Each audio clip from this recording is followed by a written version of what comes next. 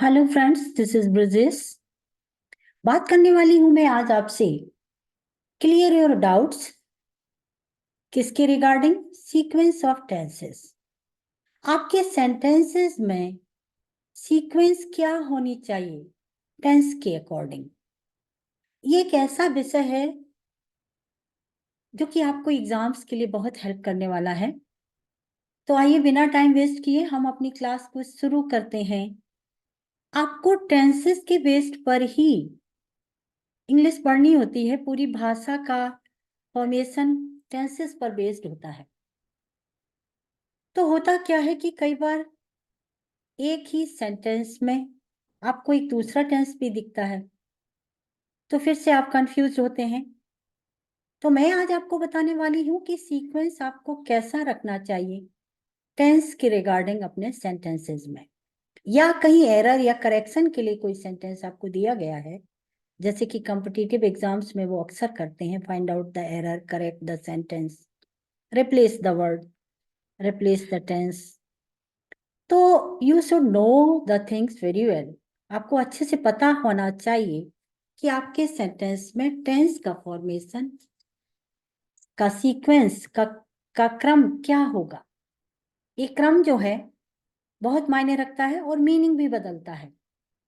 तो आइए, जैसा कि मैं हमेशा करती हूँ, आपको एग्जाम्पल्स के साथ आपके सारे डाउट्स क्लियर करूंगी। सबसे पहले ये समझते हैं कि कैसे ये होता है और क्या है ये। Principal clause verb having present future tense, then subordinate clause verb can be present, past and in future tense। क्या मतलब हुआ इसका? देखिए, मैं आपको बताऊं कि हमेशा सेंटेंस में एक ही क्लॉज नहीं होता। कई बार दो क्लॉज होते हैं, एक प्रिंसिपल क्लॉज, एक सबऑर्डिनेट क्लॉज। अगर सिंपल भाषा में आप समझना चाहें तो सेंटेंस के दो हिस्से होते हैं, एक मुख्य हिस्सा और एक वो हिस्सा जो कि उसको सपोर्ट कर रहा होता है, जो उसकी मीनिंग को ज्यादा डिटेल में क्लियर कर रहा होता है, मैटर को रिप्रेजेंट करने में उसकी मदद कर रहा होता है। आप कह सकते हैं कि असिस्टेंट सेंटेंस या सबऑर्डिनेट सेंटेंस या हेल्पिंग सेंटेंस या सेंटेंस का दूसरा हिस्सा, जैसे भी आप समझ पाते हैं आप समझिए। तो मुख्य हिस्सा प्रिंसिपल क्लॉज और दूसरा हिस्सा सबऑर्डिनेट क्लॉज। दो क्लॉजेस जनरली सेंटेंसेस में होते हैं। अब आपको देखना यह है कि फर्स्ट पार्ट में प्रिंसिपल क्लॉज होता है और second part of the sentence होता है सबऑर्डिनेट क्लॉज। अब हमने आपको पहले भी कहा है कि if you want to identify the tense you should know the verb. Again we will check the verb. अगर हमारी वर्ब प्रेजेंट फ्यूचर टेंस में है, प्रिंसिपल क्लॉज की वर्ब या तो प्रेजेंट में या तो फ्यूचर में है, तो हमारा सबऑर्डिनेट क्लॉज प्रेजेंट, पास्ट और फ्यूचर किसी में भी हो सकता है। मैं ये कह रही हूं, जी हाँ, एक सेंटेंस जो कि प्रेजेंट और फ्यूचर टेंस रखता है प्रिंसिपल क्लॉज में, सेम सेंटेंस सबऑर्डिनेट क्लॉज में प्रेजेंट, पास्ट और फ्यूचर में हो सकता है। प्रेजेंट, पास्ट और फ्यूचर की वर्ब यूज होगी उस सेंटेंस में, ये करेक्ट है। कैसे, आइए मैं बताती हूँ। Raja says that his mother is going to Delhi today. Raja says, Raja कहता है, राजा ने बताया है, that his mother is going to Delhi today, कि उसकी माँ आज दिल्ली जा रही हैं। Is going, are going, was, is going, are going हमेशा कौन सा टेंस है? Present continuous. तो यहां पर आप देख सकते हैं, पहला पार्ट सिंपल पास्ट है, राजा सेज, राजा कहता है, प्रेजेंट इंडेफिनिट हुआ। और दूसरा part mother is going to Delhi, is going to Delhi, is going जो है ये प्रेजेंट कंटिन्यूअस है, हेल्पिंग वर्ब के साथ मेन वर्ब में आईएनजी दिया हुआ है। तो आपको क्लियर हो जाना चाहिए कि कंटिन्यूअस टेंस है, प्रेजेंट कंटिन्यूअस। दूसरा सेंटेंस देखिए, Raja informs that mother went to Delhi yesterday. Raja ने सूचना दी है कि माँ कल दिल्ली चली गई हैं, दिल्ली जा चुकी हैं। कल माँ दिल्ली गई। आप देखिए ये सिंपल पास्ट है, यस्टरडे भी बता रहा है और second form of the verb use किया गया है दूसरे हिस्से में सबऑर्डिनेट क्लॉज में। और फर्स्ट पार्ट में प्रिंसिपल क्लॉज में राजा इन्फॉर्म्स। इन्फॉर्म आपकी मेन वर्ब है जो कि एस के साथ आई है सिंगुलर सब्जेक्ट होने के वजह से। तो Raja informs that mother went to Delhi yesterday. First part बता रहा है principal clause simple present tense, और सबऑर्डिनेट क्लॉज में सिंपल पास्ट टेंस यूज हुआ है, ये करेक्ट है। रवि विल बी से, रवि विल से, ये बी गलती से प्रिंट हुआ है। Ravi will say that the question is hard. Sorry, ये बी जो है वो गलत यूज हुआ है, मिसप्रिंटिंग हो गया है बाय मिस्टेक। तो हम देखेंगे सेंटेंस को इस तरह से, Ravi will say that the question is hard. Ravi कहेगा that the question is hard, कि क्वेश्चन गलत है। यहां पर देखेंगे सिंपल फ्यूचर है और सेकंड पार्ट जो है वो प्रेजेंट टेंस है, माने प्रिंसिपल क्लॉज में फ्यूचर टेंस यूज हुआ है जबकि सबऑर्डिनेट क्लॉज में सिंपल प्रेजेंट यूज हुआ है। Ravi will say that teacher didn't teach him yesterday. Ravi will say, Ravi कहेगा, Ravi will say that teacher did not teach him yesterday. Ravi कहेगा कि टीचर ने उसे कल पढ़ाया ही नहीं था। First part simple future, second part subordinate clause with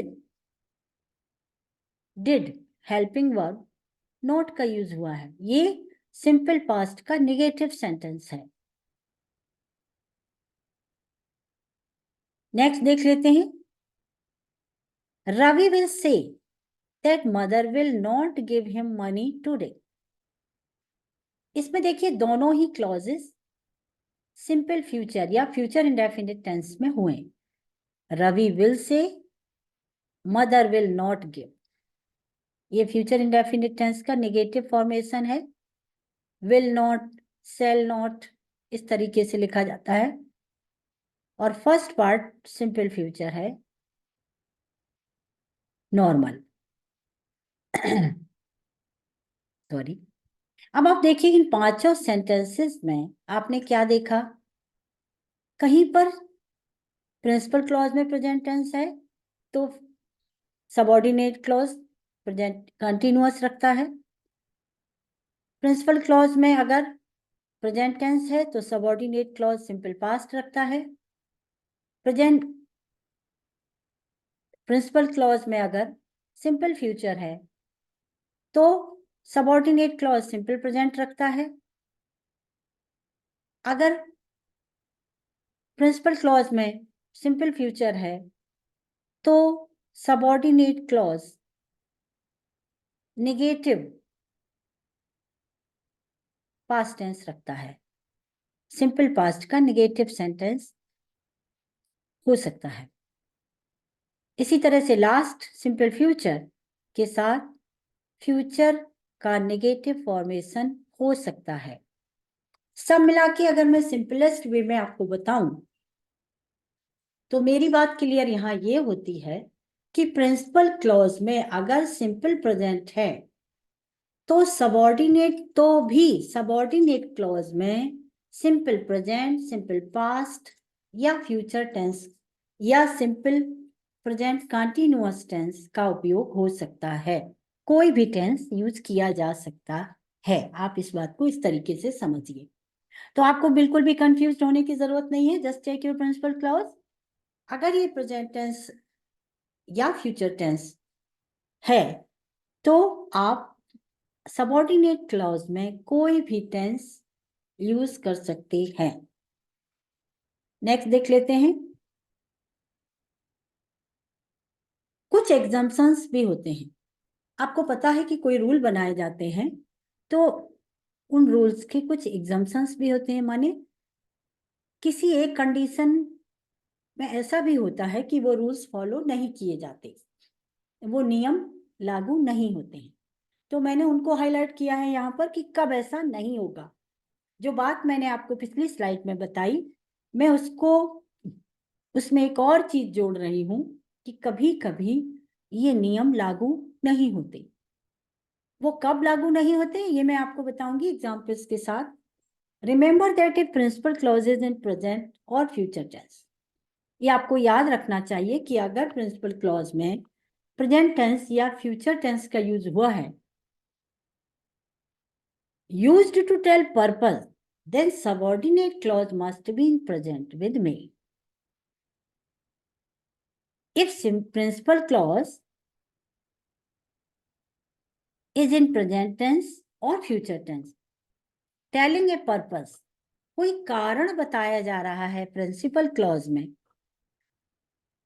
तो हम सबऑर्डिनेट क्लॉज में हमेशा प्रेजेंट टेंस ही यूज कर सकते हैं, और वो यूज हमें करना होगा विद मे के साथ हम उसको यूज कर सकते हैं। और सिंपलेस्ट वे में मैं बताऊं कि ये नियम का अपवाद तब लागू होगा जब प्रिंसिपल क्लॉज में किसी सेंटेंस में पर्पस बताया हुआ हो। पर्पस मतलब किस पर्पस से, कारण बताया गया हो, तो हमेशा ही सबऑर्डिनेट क्लॉज सिंपल प्रेजेंट में ही होगा और आपको सेंटेंस में मे का यूज करना होगा। She goes into the room that she may write a letter. आप देख सकते हैं प्रिंसिपल क्लॉज में सिंपल प्रेजेंट है और दैट के बाद जो सेंटेंस है वो सबऑर्डिनेट क्लॉज है। सी मे राइट ए लेटर, वो इसलिए कमरे में गई, इसलिए वो कमरे में अंदर गई ताकि वो लेटर लिख सके। कारण बताया गया है, पर्पस बताया गया है उसका रूम में अंदर जाने का। He eats that he may live, वह खाना इसलिए खाता है ताकि वो जीवित रह सके। तो उसका खाना खाने का पर्पस ये है कि उसकी बॉडी फंक्शन कर सके, वो जीवित रह सके। तो आप देख सकते हैं कि यहां पर भी पर्पस बताया गया है। मे के बाद आपने first form of the verb लिखना है। Some people live that they may live, कुछ लोग इसलिए जीते हैं कि वो खाते रह सकें, कुछ लोग खाने के लिए जीते हैं। यहां पर भी पर्पस की बात हो रही है। Rani will nurse her sister that she may be well, Rani अपनी बहन की देखभाल कर रही है, करेगी ताकि वो ठीक हो सके, ताकि उसकी बहन बिल्कुल ठीक हो सके। तो अब आप देखिए कि चारों ही सेंटेंसेस में पर्पस बताया गया है कि वो ऐसा करता है क्योंकि उस कारण ये है, उसके काम करने का ये पर्पस है। वह ऐसा करता है ताकि ऐसा हो सके, उसने ऐसा किया ताकि वो ऐसा कर सके। पर्पस बताया गया है कि किस रीजन से वो क्या करता है। तो आप देख सकते हैं कि सभी सेंटेंसेस में सबऑर्डिनेट क्लॉज जो है वो मे के साथ सिंपल प्रेजेंट ही है। नेक्स्ट देख लेते हैं। ये एक दूसरा नियम है सीक्वेंस ऑफ टेंसेस के लिए। If principal clause is in past tense, then subordinate clause must be in past tense. अगर आप देखते हैं कि अगर आप देखते हैं कि प्रिंसिपल क्लॉज में पास्ट टेंस यूज हुआ है, तो सबऑर्डिनेट क्लॉज में भी पास्ट टेंस ही यूज किया जा सकता है, किया जाना चाहिए। ये मस्ट है, ये आवश्यक है कि सबऑर्डिनेट क्लॉज भी सिंपल पास्ट में ही होगा। देखते हैं। सी सेड, उसने कहा, दैट रीना वुड हेल्प हर, कि रीना उसकी मदद करेगी। दोनों ही आप देख सकते हैं।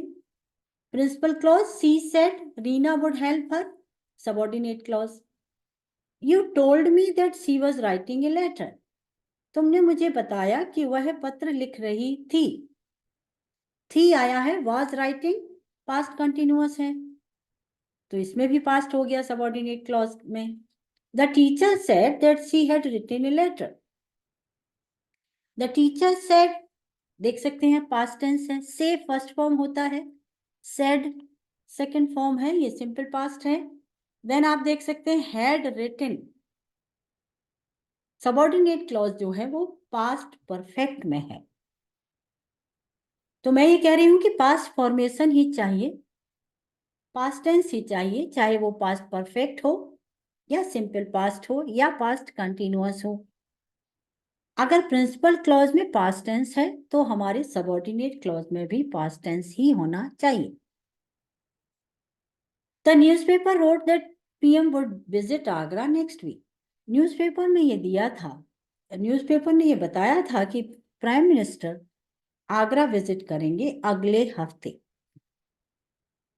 तो यहां भी देख सकते हैं कि न्यूज़पेपर रोट, रोट यहाँ पर second form of the verb है, सिंपल पास्ट है, और वुड आगे हमेशा ही वुड पास्ट है, विल वुड, तो दोनों ही क्लॉज आप देख सकते हैं कि पास्ट में है।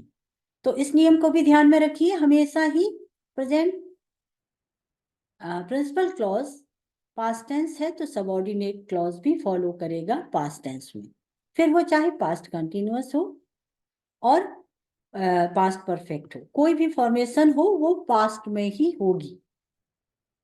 नेक्स्ट देख लेते हैं, कभी कभी ये नियम कब लागू नहीं होता है, एग्जम्पशन है। क्या होता है, अगर हमारे सबऑर्डिनेट क्लॉज में किसी यूनिवर्सल ट्रूथ या हैबिचुअल एक्शन की बात हो रही है तो हमारा ये नियम लागू नहीं होगा कि प्रिंसिपल क्लॉज में पास्ट टेंस है तो सबऑर्डिनेट क्लॉज में भी पास्ट टेंस होगा। ये नियमों का अपवाद है, ये उस नियम का अपवाद ये है कि किस कंडीशन में सबऑर्डिनेट क्लॉज में पास्ट टेंस लागू नहीं होगा, इवन देन प्रिंसिपल क्लॉज में सिंपल प्रेजेंट टेंस है या पास्ट टेंस है। अगेन कैसे देखेंगे आप, एग्जाम्पल के साथ देख लीजिए।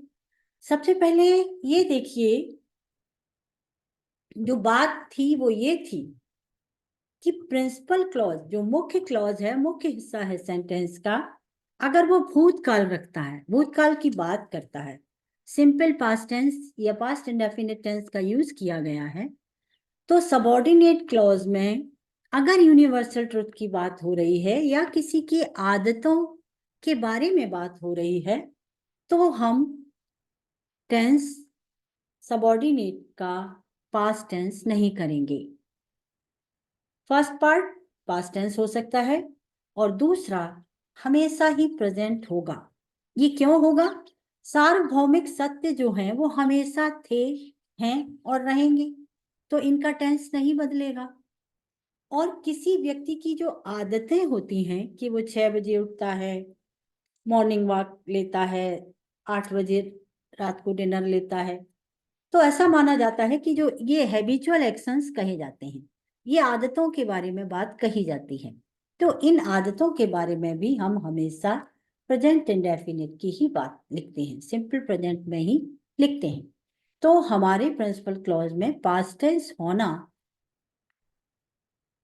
हटाया जाता है, सबऑर्डिनेट क्लॉज में, सबऑर्डिनेट क्लॉज में प्रेजेंट टेंस ही लिखा जाता है, इवन देन हमारे प्रिंसिपल क्लॉज में पास्ट टेंस है।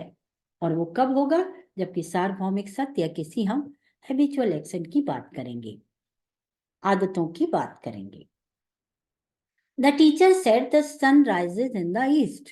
द टीचर सेड, सेड आप देख सकते हैं से का सेकंड फॉर्म है, पास्ट टेंस है, और ये पास्ट टेंस होते हुए भी subordinate clause the sun rises in the east, rise first form है, ईएस ऐड किया गया है तो ये सिंपल प्रेजेंट ही रहा। यहाँ पर पास्ट टेंस प्रिंसिपल क्लॉज को subordinate clause simple present follow कर रहा है। क्यों, क्योंकि ये सार्वभौमिक सत्य है, ये यूनिवर्सल ट्रुथ और हैबिचुअल एक्शंस की हम बात करेंगे इन एग्जांपल्स में। He said that 2 and 2 make 4.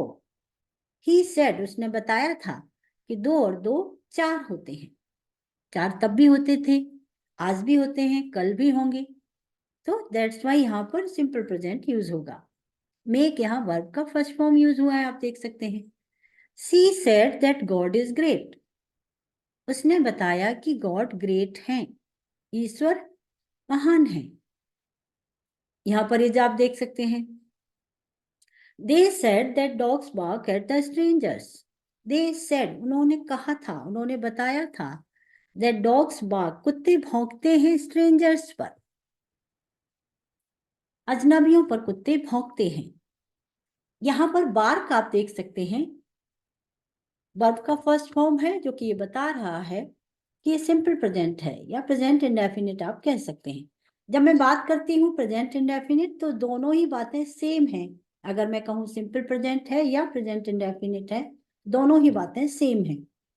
तो फर्स्ट पार्ट देख लीजिए, प्रिंसिपल क्लॉज, दे सेड, से को इन्होंने सेड लिखा है, second form of the verb simple past है। डॉग्स बार्क, ये प्रेजेंट इंडेफिनिट है। तो जो नियम के अपवाद हैं वो भी मैंने आपको बताए हैं और जो नियम हैं वो भी आपको बताए हैं। तो किस तरीके से आपको लागू करना है या सेंटेंस में करेक्शन करना है या सेंटेंस में वर्ब को रिप्लेस करना है या एरर को आइडेंटिफाई करना है और सेंटेंस की मीनिंग लगा के आप इसको आसानी से कर सकते हैं इन नियमों को फॉलो करते हुए। फ्रेंड्स, मैं ब्रजेश मिश्रा आपके साथ हूँ। प्लीज हमारे चैनल को सब्सक्राइब कर लीजिए, ये आपको एग्जाम्स में बहुत मदद करने वाला है। Thank you very much.